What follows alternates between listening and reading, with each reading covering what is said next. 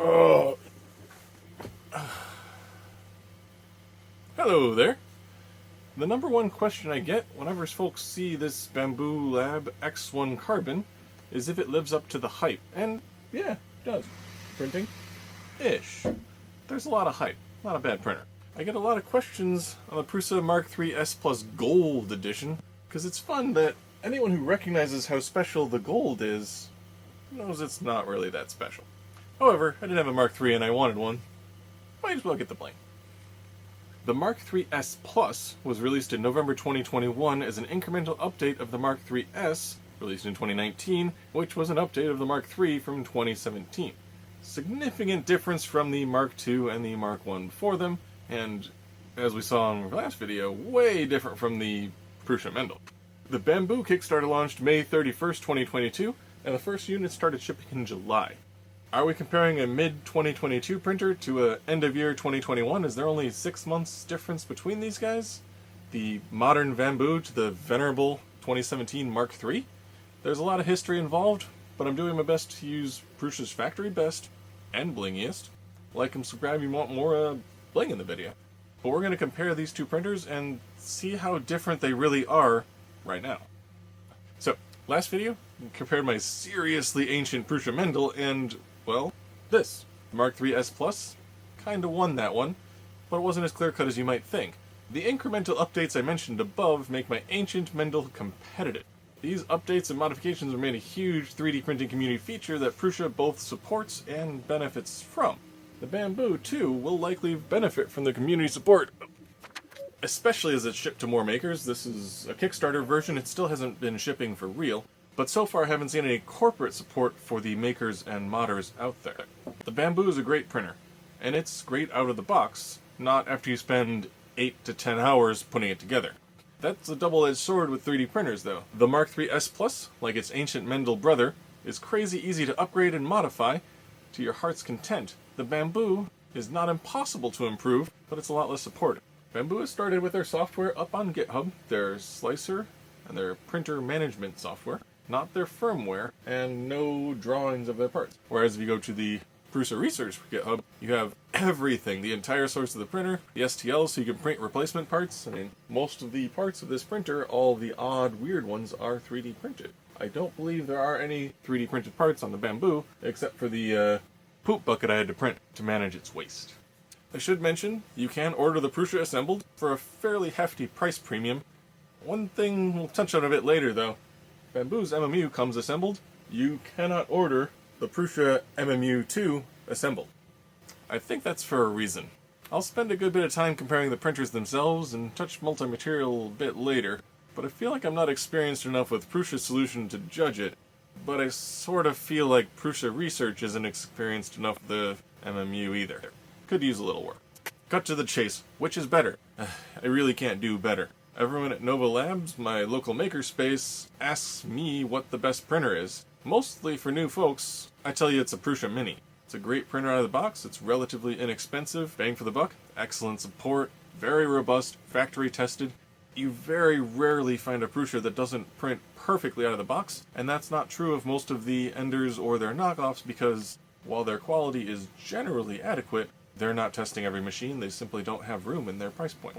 A lot of people don't like the Mini as the answer, usually because of the Mini part, sometimes because it's not a $100 Ender 3 that you can often get at the local Micro Center. And I'm not here to crap on Enders or their bazillion clones, it's just they really are a great bang for your buck, and the amount of community support, a few mods, a couple of upgrades, you can make them better and more expensive than nearly any printer out there. Hopefully you see where best becomes problematic. It's more about what do you want in a printer. If you're starting out, I would push you strongly towards a frustration-free machine so that you use your printer and don't end up sitting on the shelf. If you're adding another printer to your fleet, you know well how to fix them, you have some ideas, cheaper is always better. So, is the Prusa Mark III's Plus or the Bambu the best printer for you? Well, what are you going to do with it? Without experience, I still feel comfortable recommending the Prusa Mark III as a kit. It's a good price, and the build teaches you a lot about the printer, and the support they have for the build, the instructions, and the community are absolutely excellent. If you have a problem with it, you can call up and talk to a real human. get help fixing it. Or check out your local makerspace. There's definitely going to be someone there who can help. If you intend to modify, extend, or improve, or play with your printer in any way, the modability and the experience you get from building the kit are invaluable. On the other hand, it took me about a half hour to get the Bambu out of its box and printing, including the multi-material. If you want to get started in printing right away, some value in that as well. Is the Bambu Carbon X1 Combo a good bang for the buck? That is, this printer with a multi-material and a carbon fiber capable nozzle, so a steel nozzle. Assuming the pre-order ship as expected, it will be about a $1,500 machine. That does not include all the shipping, it's a bit of a rounding, what the pre-orders are currently set to. Compare that to the Prusa, printer itself $750, $300 for the MMU, $350 if you get the Prusa's really quite fancy enclosure, add shipping, and you're right there at $1,500, so if you ignore the 20 or so hours of putting the kit and the MMU together, they're right in the same ballpark. A little price uncertainty, but you're definitely not getting fleeced on the Bambu. It's a lot more expensive than cheaper printers. You are getting a lot more in that box. The Bambu comes with some advanced features and advertises high-speed printing. Do those features push it past the Prusa in value? It's going to require a closer look. And I should note, I have both of these printers printing at about half speed, because that makes them a lot quieter and easier to talk over. I'm going to check out a time-lapse of the two printers printing these actual coasters. Again, for comparison, we have the Bambu. Let's put it on the side with the Bambu. So this is starting a print on both the Bambu and the Prusa Mk3S Plus. The Bambu takes a little longer to start up, but catches up very quickly while the Prusa is still on the first layer. It's already getting to the first filament change. Now, a little error so we can see the MMU up there. Convenience-wise, it's just as easy to start a print on one or the other, but you'll look at the Bambu finishes almost twice as fast, more like 3 times faster than the Prusa. Both feature magnetic build plates, so it's easy to get your parts out. And the Prusa ran into a filament jam here. Been a bit of an issue with the MMU and trying to get it tuned properly. It has certainly printed these coasters and more complicated things with no failures in there, but I left this one in to show off that it's just pretty easy to reset it, even with the simple controls on the MMU. The Bambu does have the similar failures occasionally, and it's the same sort of, it detects it, tells you what's wrong, and lets you reset. And at the end, just a quick look at the waste from each. It's pretty comparable. So let's talk features and try to compare these printers. Out of the box, both printers have a pretty similar build volume, both support automatic bed leveling, but the Bambu's got a bit of fanciness in there. A LiDAR scanner and an analog accelerometer for tap leveling. For bed leveling, 2 sensors is a bit overkill, but it does work very well. It's a little less easy to adjust the print height, but the theory is that there's less of a need going through the proprietary menu, the only way you can do it. One other thing, and this is a little shout out to the Voron crowd, the Bambu has 3 lead screws, but they are not independent. There's a single motor driving them. If you sneak a look under the printer, I don't want to do it with the MMU is not actually attached up here, it's just sitting. I tried looking and it fell off, it was embarrassing. You are doing bed level compensation, not actually adjusting the angle of the bed. That's a Voron feature that I think is a bit overhyped. Certainly you want your bed to be as parallel to the plane of the nozzle as possible, but that's an adjustment that really should only need to be done once. The firmware on this, by the way, is developed in-house. There is no source available for it. It's not running Clipper, because Clipper is an open source GPL3 license, one of the viral licenses that require all derivatives to be open source. So theoretically, the acceleration and speed of this printer was developed from scratch. Not the first time. There is also Duet has the RepRap firmware with similar features. Again, completely different development path. So, not Clipper, it's okay. The accelerometer is used before every print to tune the maximum accelerations, making some fun vibrating noises and ensuring maximum speed. One thing I want to do is compare the print speeds from when it's on a sturdy workbench to something like a flimsy wire shelf and see if the increased vibrations actually slows the printer down. Generally, the Bambu is quite fast. One of the slower things about it is actually the startup. All the calibration and scanning takes a significant amount of time, but it is all skippable if you like, and if you're running it in a solid configuration, you shouldn't need to calibrate it every print. I've never disabled the Prusa bed leveling because it's generally so quick, but when the Bambu does the tap at every point and then scans every bed with the LiDAR, it takes a little while. Still, it works just as well, if not better, than Prusa's induction sensor. Really, I haven't had a problem with either bed leveling on it. What noticed on the Bambu is the bed material. they're shipping it with a cool bed surface that requires copious amounts of glue stick to function reasonably. It's just kind of one of those, bed adhesion is mostly a solved problem. Why not just use PEI or Ultim, BuildTak, one of the commercial surfaces. A lot of my large flat prints on the Bambu have suffered first layer issues, which leads to another great feature of the Bambu is after it prints the first layer, it will scan the first layer with its LiDAR.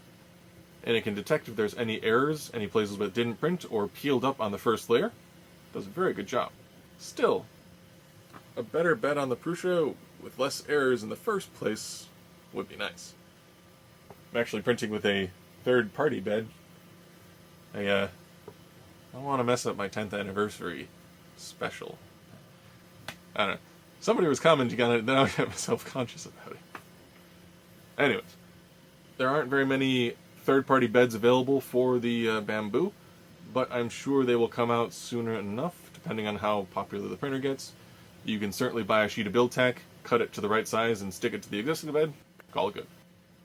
Further on sensors, the Bambu has a built-in webcam that can do time-lapses as well as spaghetti detection, which is a cloud feature and not available if your printer is offline, but it's very nice and highly recommended. To do the same on a Prusa, you would need to add Octoprint, add your own webcam, and set up spaghetti detection yourself.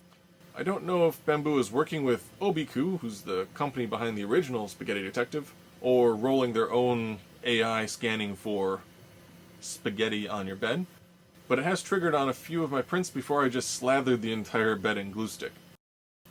So, winter Bambu with spaghetti detection out of the box. If you want to do that on a Prusa, you're going to have to add a Raspberry Pi and a webcam. Relatively inexpensive, but certainly not something that's coming in the box.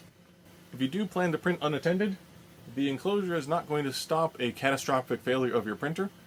They are extremely rare, but automatic fire suppression systems are inexpensive as well, and it's really worth paying for the peace of mind. Just PSA.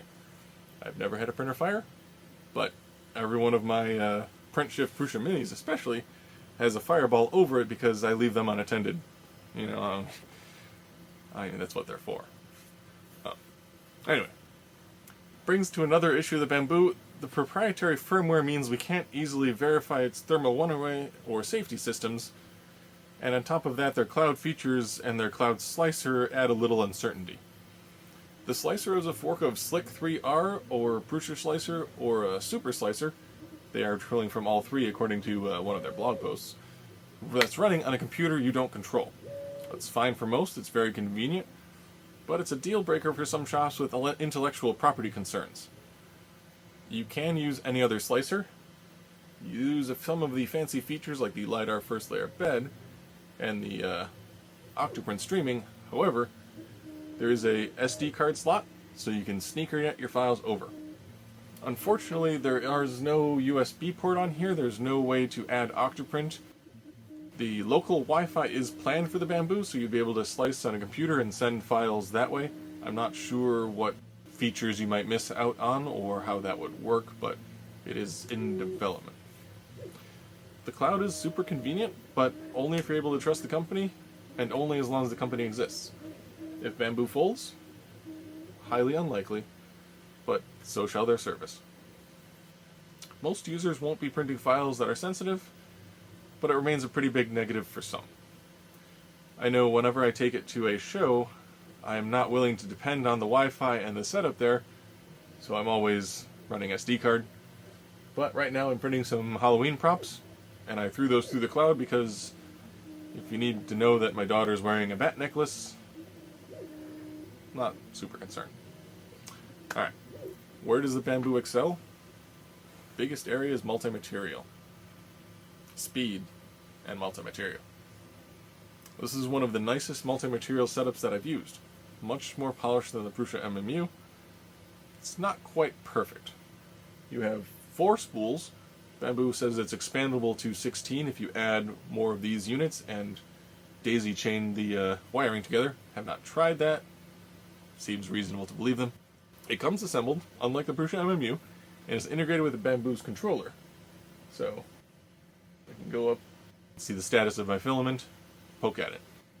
It also gives you real error messages as opposed to the 3 blinking LEDs on the Prusa MMU, which, despite that, does work well.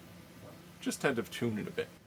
One problem with the Bambu is that the feed motors up top have a single gear drive, and they have a tendency to strip the filament because it's trying to go as fast as possible.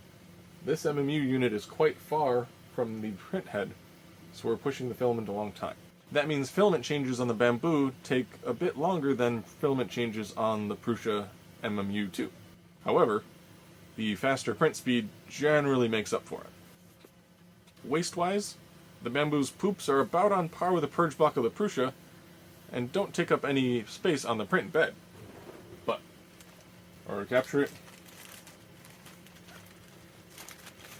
first if we want to check the print quality, there are 0 complaints. This is really dirty because it was up at IRF letting people look at it and check it out.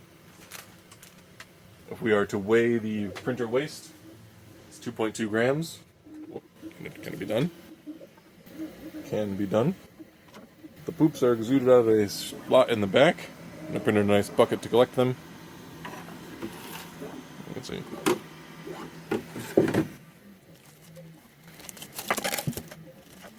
Compare that to the Prusa MMU2.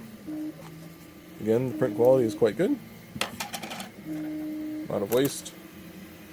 The purge block is 1.8. So, slightly less, but it's certainly in the same ballpark. Anyways, one other thing is, I hear a lot of people comparing the Bambu to the as-yet unreleased Prusa XL. These two printers I would consider in the same league. The MMU works on similar features. They're both single nozzle machines, meaning that the filament needs to be swapped through the nozzle. Bambu's got a lot more polish, has a knife to cut the printer built into the print head. Pretty nice. There is a knife in the MMU up top, but it's a lot less powerful, a lot less useful. The XL is simply in a different class. With 5 independent hot ends, you have a much better MMU system that is also much more expensive. The Bambu may very well meet your needs without paying a premium for an XL. If you use different materials in the same print, the Bambu will work. But if you have engineering grade materials along with PLA or TPU or materials with different materials with different temperature profiles, it takes a lot longer to swap on both the Bambu and the Prusa because it needs to raise or lower the hot end temperature before performing the filament swap, or at least before starting printing. Independent extruders like the XL has do not have that restriction, and they're also a lot more material efficient. You'll have a little bit of waste to prime the nozzles before the print, but you're not going to need a purge block or any printer poops. I don't want to speculate too much on the XL since I don't have one. Whether the bang is worth the buck depends a lot on your use case. Anyways, conclusion. Bambu's a great printer at a high but reasonable price point for what you're getting in the box. It's comparable in print quality to a Prusa and a decent amount faster. Multi-material wise, the Bambu uses the same tech as their venerable MMU2, but executes on that a good bit better. If you need or want multi-material, it's a great price point for the machine you're getting. If you're not going multi-material, then it's a fairly premium machine. It's still something that would fit into a printing business, but the multi-material is what I would think brings it over the top. It's closer to a Prusa Mark II. It is closer to a Prusa Mk3S than you might think. Some minor stumbles, but as long as you're okay with their cloud slicer features, the Bambu takes 3D printers a step closer to being an appliance for everyone. The cloud makes it pretty easy to get folks into it. LCD is very full-featured and really nice and easy to navigate around. Sort of the oddest thing on the Mk3S Plus is that they're still using the 20x4 character LCD. Just, it functions, but it's in no way modern, and navigating through the menus is pretty tedious. Even I make mistakes, and I've been using these things for a decade. And if you need features that are not found in the Bambu, you might want to take a closer look at Prusa because you'd be able to add them much more easily on this machine. Prusa is not as fast, but the reliability and hackability make it a strong contender even if it's not exactly brand new. Finally, Bambu, it's not a Prusa XL competitor, but it should be available a lot sooner, and it might have everything you need. I'll be sure to take a look at the XL when it's released. Maybe I'll do the same video with the Bambu versus the XL. But for now, thanks for watching. Happy printing.